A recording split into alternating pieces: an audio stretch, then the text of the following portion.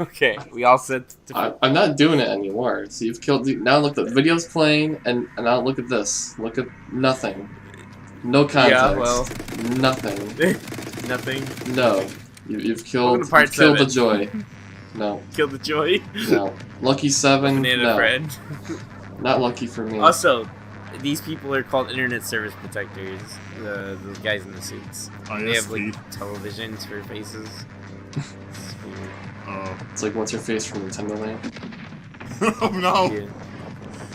Apparently, our internet service providers have machine guns. Why are you? Want to kill Why us? are you hurting? What's her name? Monique? Monita? I don't remember. Monita? Monique. I don't remember. Dylan. She just Dylan edit. Secret. My secret. the gamepad lady. Work more. No, she's not a gamepad though, Jacob. She's just a screen. Do you see analog sticks? Do you see buttons? Do you see the camera? No. Do you see the TV button? The most essential part. Well, as they get older, it develops. It grows new buttons. It grows into a gamepad. Well, when I bought my Wii U, it already had all the buttons. It didn't grow anymore.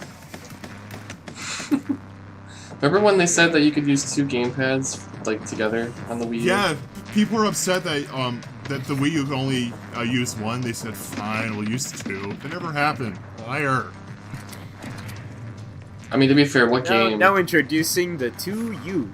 The 2U. Now you can play with 2. Oh, could you imagine they sold a bundle with 2 of them for like $400 or $450?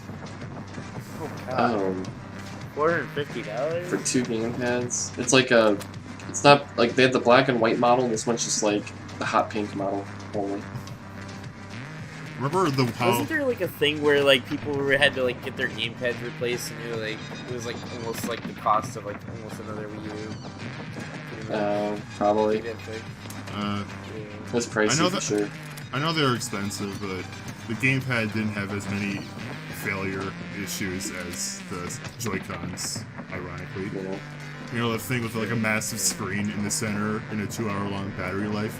Yeah, that thing's more durable than the Joy-Cons for some reason. To be fair, ours did have it. I had 2 different issues. One, for whatever reason, the receiver on the gamepad, like you'd be a foot away from the Wii U and it like couldn't find a signal. So Nintendo was actually good about that though. They like replaced it for free. We got it fixed. The second time, my brothers were not so good. They somehow got a like shampoo from a bottle underneath one of the joysticks. How? So that's a talent. I don't even know. I just know that it happened. It worked one day, and then the next day there was like shampoo like in underneath the circuit board. I don't know. I 2 separate times I had to replace my analog sticks, but I blame the second time on it being a crappy third-party replacement.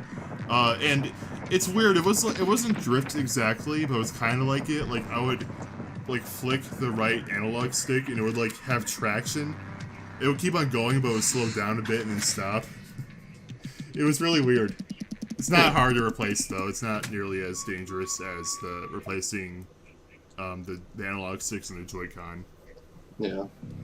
Those, you can break those very easily. Yeah, I had to be very delicate with mine when I did mine.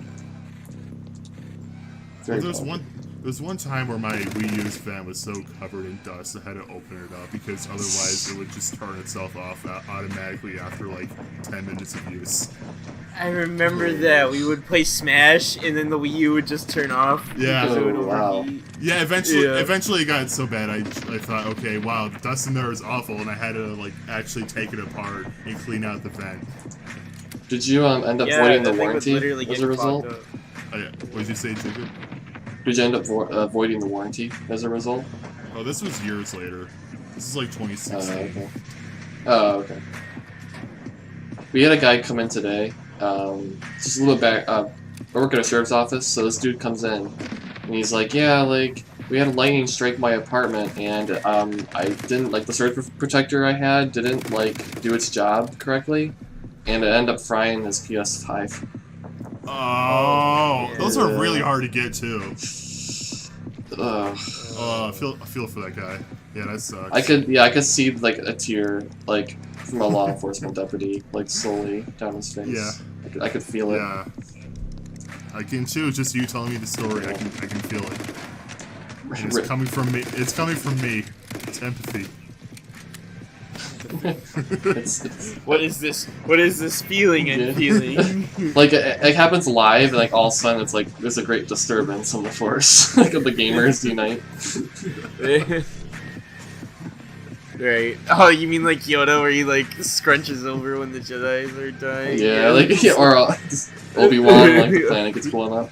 You think anyone felt? You think anyone felt that when all those ET cartridges were dumped in that landfill? No, I think it was like, oh, like I feel so much better all of a sudden. It's like the opposite. Yeah, like a weight's lifted. Yeah.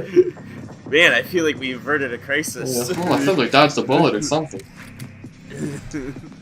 Probably did, honestly. Yeah. It's better ended in a way. But then we dug it up, and then now look what's happening. Then the Yeah, great now- disturbance came. Now everything's being unleashed. Yeah. Yeah. Oh! Oh my god, the AVGN movie! That's what happened!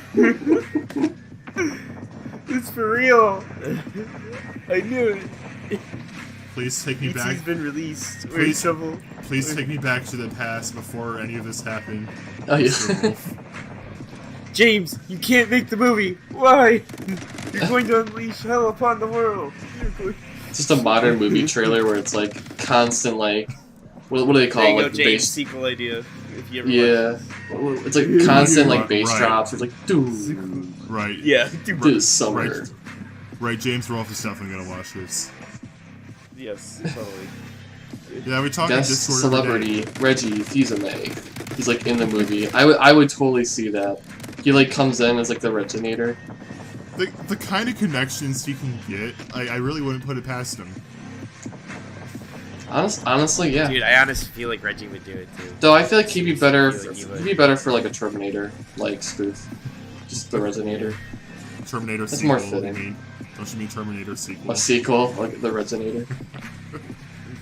I I mean, it's not too late to become a movie star. What'd you say? It's not too late to become a movie star. Like you said, he's got connections. Right. He's not a completely old man yet. I love how you killed that guy just by lightly kicking a gas can on his head. Are these people's Yeah. heads made of paper mache? Maybe. Speaking of, I mean, they are made of glass partially, but... speaking of old men, I thought I was the only one that did this the No. really awkward transitions. yeah, they're filming. They're filming Indiana Jones 5, and Harrison Ford is like in his late 70s, right? And apparently he did a stunt, and now he's having to do 3 months of rehab with shoulder surgery. Oh. So now it's like gonna delay the movie. I mean, I'm laughing, but I feel bad for him. That poor guy. Why don't they just let him retire?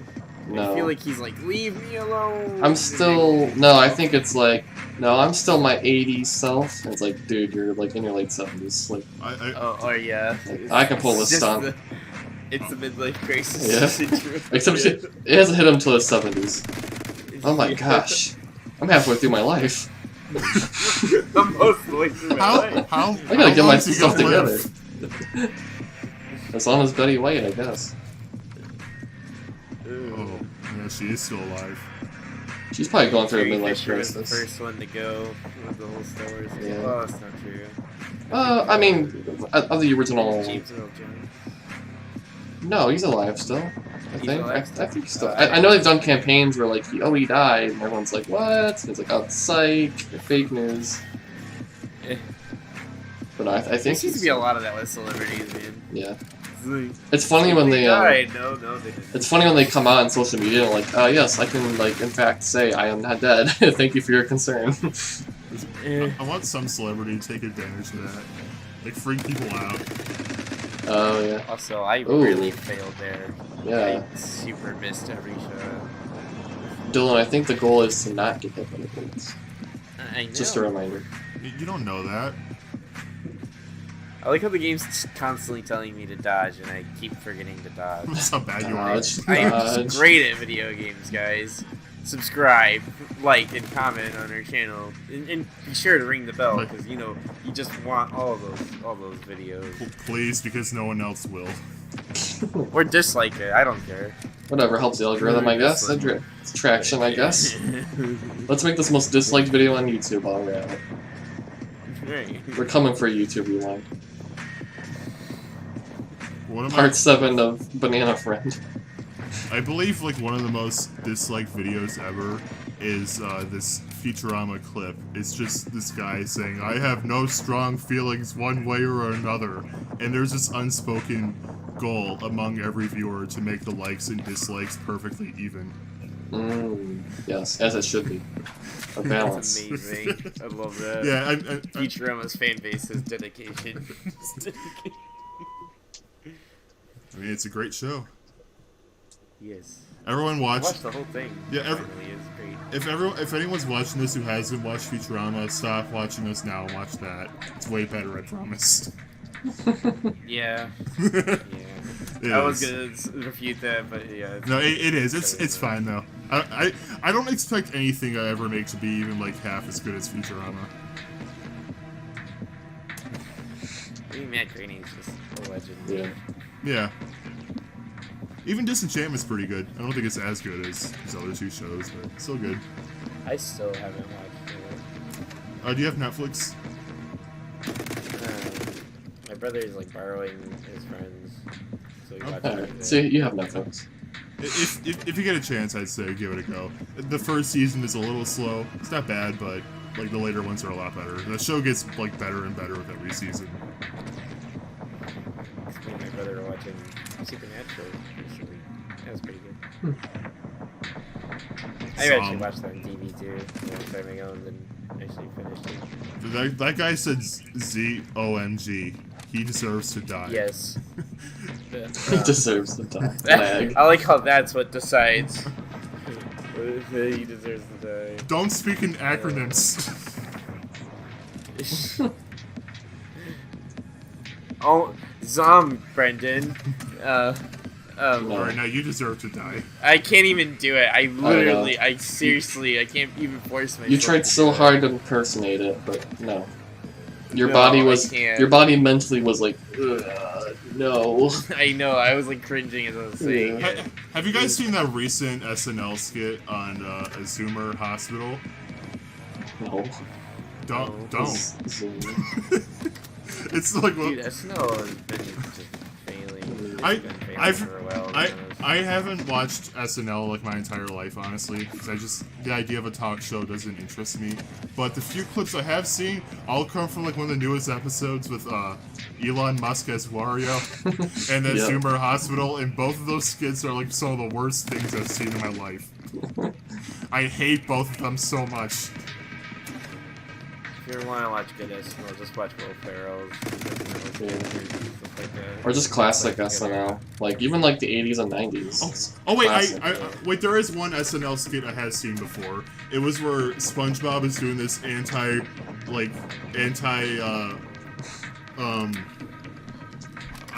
anti-terrorist thing, and it came off as like incredibly racist. And they actually had like got like the real Tom Kenny to voice SpongeBob there. Oh, wow. And then like halfway through, SpongeBob was like, "Oh, this seems like really racist. I can't do this." It was so weird to hear like Tom Kenny's SpongeBob say words like racist or like him being accused of having CP. Anyway. I don't know how to I was gonna say, I don't know. segue. Also, nice Honestly, platform. I don't even find it particularly funny. Just the fact they got Tom Kenny to do that is what makes it funny to me. Yeah. There's a I reason. understand what you mean, though. It's like, yeah, the official voice is doing this. It's like, I can't believe Yeah. it. Yeah. There's a reason Nickelodeon doesn't allow Tom Kenny to do that anymore. They actually specifically forbid him of pulling off his SpongeBob voice unless Nickelodeon tells him to do it. So stuff wow. like that won't. Yeah, so stuff like that won't happen anymore. They view it as like devaluing the brand or whatever. I guess. I think it's because SpongeBob's voice is so distinct. When you hear it, you're like, yeah, that's SpongeBob. That is That's no one SpongeBob. else. That's SpongeBob. Also, just wanted to point out, that's super effective use of one room. Like, you like have to go through one way from the platforms, and you press the button, it completely changes all the platforms. That kind of reminds me though of like Robot Chicken was able to get like their live actors or whatever to do the voices or whatever. Like Carrie Fisher does like does the character like in Robot Chicken. Or like the Scooby-Doo gang, like live action movie characters, like play their actual role. They got they got Mike Judge to voice Beavis and Butthead, and I believe there was a Powerpuff Girls skit with them as adults. I might be thinking of something else, and it's like really raunchy. And they got at least Buttercup. I'm not sure if they got the other ones. So just pretty impressive, honestly. Like, even if you don't like the content or whatever, it's like they have connections.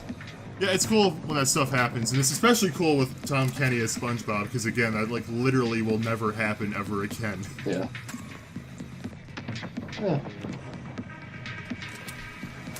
Anyway, I do like this stage because it does have like this mechanic where you're like constantly using the switches to get around the area, and it like, I don't know, it's almost like a maze kind of.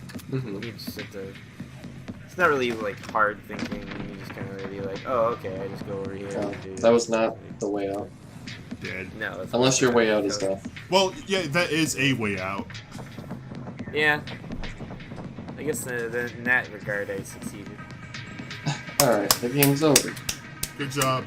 You beat the game. Like, you see what I mean? Though, like you press the button and it goes shoot. Yeah. Yeah.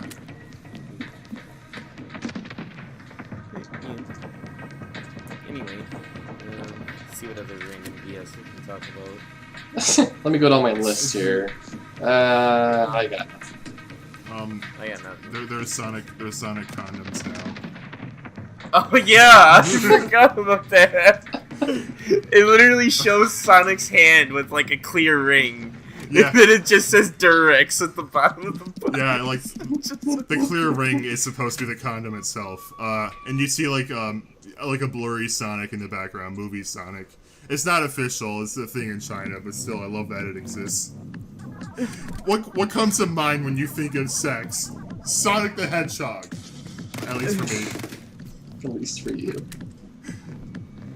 Skateboard. I have no comment on any of that.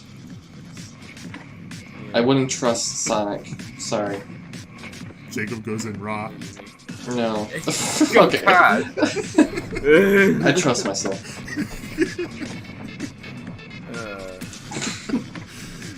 I don't know if that was a better answer, for the record. I'm not liable for anything. I don't think there's any good answer to what I said. That's why I refused to answer. After I spoke that, I'm like, I messed up, didn't I? Yeah. I said way worse, don't worry. It's okay. We'll be alright. Like the time I said... No one watches this anyway. Jacob, I said worse, don't worry. Like the time I said Jacob goes in raw. Remember that? Oh yeah. Oh god. I do vaguely remember that. It was so close to leaving my conscious, but you brought it back. Good. I guess I remember. I'm very forgetful of what I've realized, and yes, Brendan is able to remember things without dying, and I'm just like, oh yeah, like that sounds about right. Yeah, okay, you might have actually noticed this in our commentaries. I specifically remember having a conversation or Sonic 3 playthrough where Jacob was like, I'm not sure if I ever beaten this game, and I said, yeah, you did. I was literally in the call with you. I'm like, oh yeah, I think I did beat it. Like I just forget that stuff like that. There's this thing where I tell him something for like the 5th time, and he's like, really? His memory's so bad. At least I'm not as gullible as Thomas. I feel like Brendan could literally lie to both me and Jacob about something we said. Yeah. It's completely untrue. And we'd actually believe you. I could. I haven't done that yet, but I could. Also, Dylan, please name this part Jacob Goes in Raw. Oh god, no. No. Alright, you guys better be happy I'm not in charge of this playthrough then, because I absolutely would do that. You're just gonna name a random part that you're gonna do that, unfortunately. It had no context. Yeah, if I'm ever at a point where I can't think of a video title, and honestly sometimes I do kind of force one, I'll just make it that. Thank you, that's a good idea. Oh. Also, I just want to point out, no wonder we have no viewers, because we tell them to like watch and subscribe, and then we tell them, oh, nobody watches our channel anyway. They feel bad, like, oh, I guess I'm a no one. They cry and unsub. Our viewers are cry. Our viewers are crybabies. Don't listen up, Brendan. We're not crybabies. We're decent humans. No, I'm a crybaby too. It's fine. Yeah. Well, I guess in that case. There are several Futurama episodes that unironically make me cry. Dude, I know. The dog one gets me. Yeah. It's not even just that one. The Luck of the Fry-ish. That's hard to say for me. That one, where he finds out his brother went to Mars before him. That one. Yeah, that one is sick. Yeah, that one gets me. That's not a show you'd expect to make people cry, but it absolutely is. It's very good at that, actually. Dude, even King of the Hill, I know. That show hasn't done that to me, but there is still really sad moments, like the last Cotton episode. And the way Hank feels with that. But it hasn't made me cry, personally. And by that I mean, it has a lot of like good heartwarming moments. It does, yeah. I love the stuff with Hank and Bobby. Get some green through the environment. Yeah. It just makes me cry as you're like jumping back and forth, killing people. Canary Mary from Banjo-Tooie also made me cry, but for different reasons. Okay. Violent video games cause violence, kids. As we're talking about really sensitive things. As we're all like on the verge of tears over here. No, it just induces tears out of a 23-year-old man.